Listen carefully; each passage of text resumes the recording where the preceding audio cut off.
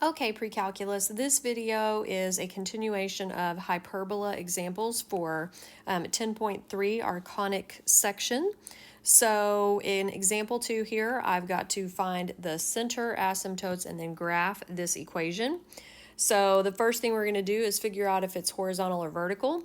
Since the positive fraction right here is x, that means it's going to be horizontal, and the center is going to be -1, -2. Remember, it's the opposite sign of what's in there. So I'm going to go ahead and mark that right there. And then, of course, a squared is always under x, so that's 9, and then a is 3. B squared is 16, and B is 4. The slope of the asymptote is going to be plus and minus B over A, because remember, here's my slope right here for my asymptotes. So plus and minus B over A, that's what that's going to look like. All right, so that's 4 over 3.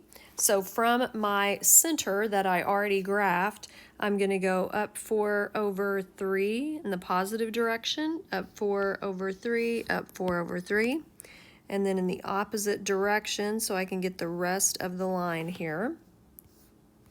So there's one of my asymptotes, and the other one, of course, is going to start at the center as well, and it's going to go in the negative direction. So up 4 over 3, up 4 over 3, down 4 over 3, down 4 over 3. Okay, so there's, oops, I got a little crazy there. Okay, so now what I need to do is figure out where to put the vertices of my hyperbola. So since A is 3 and it's horizontal, that means 3 to the right of the center, 3 to the left of the center. That's what that's going to look like right there.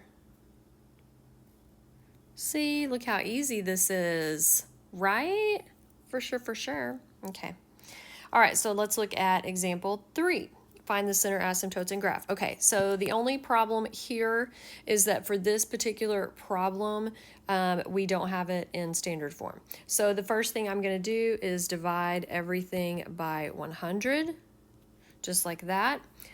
This will reduce. 4 goes into 125 times. And then minus, and then 25 goes into 104 times. And then 100 divided by 100 is 1, just like that. That's going to be the standard form of my equation. And you'll notice the y value is the positive one. That means we have a vertical hyperbola, so it's going to look like that. The center is at 0 and +1. So 0, +1, that's going to be right there. And then a squared, remember, is always under x, so that's 4, and the square root is 2. And then 25 is b squared, and b is 5. So the slope of my asymptote is plus and minus b over a, so 5 over 2. So from my center, I am going to go up 5 over 2, and then down 5 over 2, down 5 over 2 again. So there's my one of my asymptotes, and then the other one, I'm going to use that center point again and go in the other direction.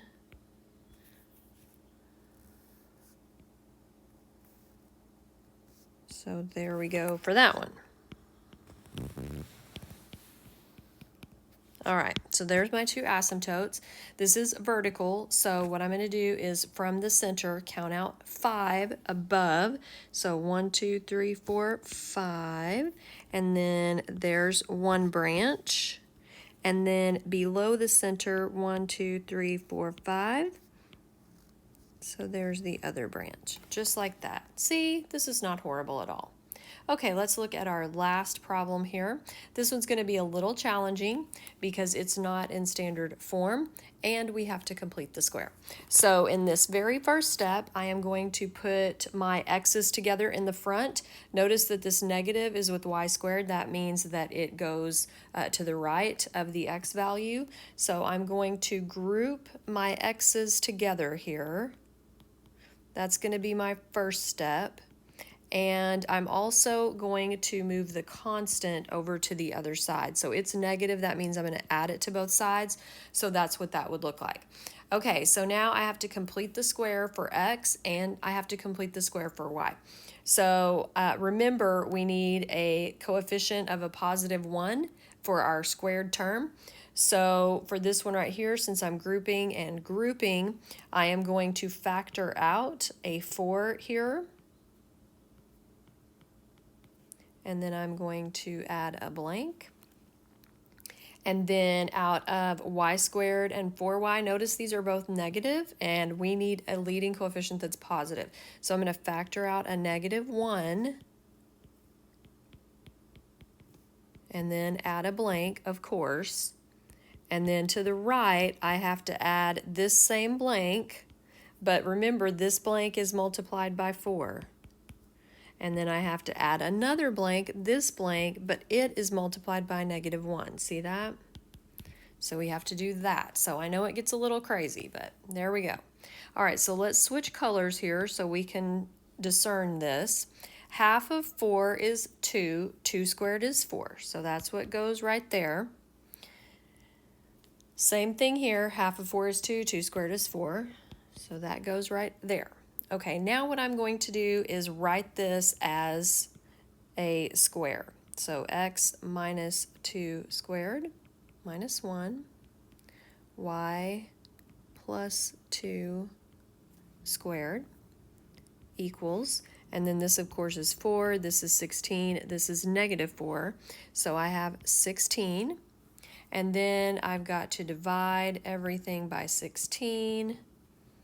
This goes into 16 4 times, so I've got this right here. 1 goes into 16 16 times. And then I have that. Okay, so the x term is the positive one. That means I have a horizontal hyperbola. My center is at 2 and negative 2. So I'm going to go ahead and plot that right there. And a squared is 4, a is 2, b squared is 16, b is 4.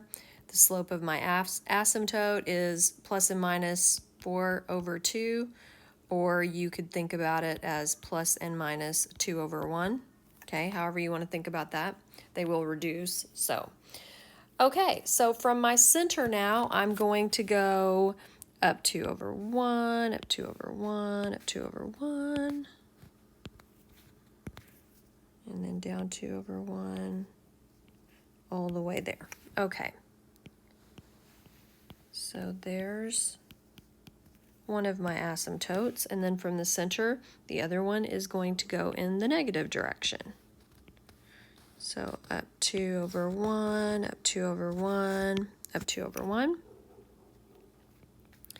And in the other direction as well. There we go. All right. Okay, there's our asymptotes right there. And then this is horizontal. So from the center, I'm going to count out 2 places for A, just like that. And then it's going to look just like that. See, look at us. See how easy that is, kids? I know, you're excited. Anyway, that's it.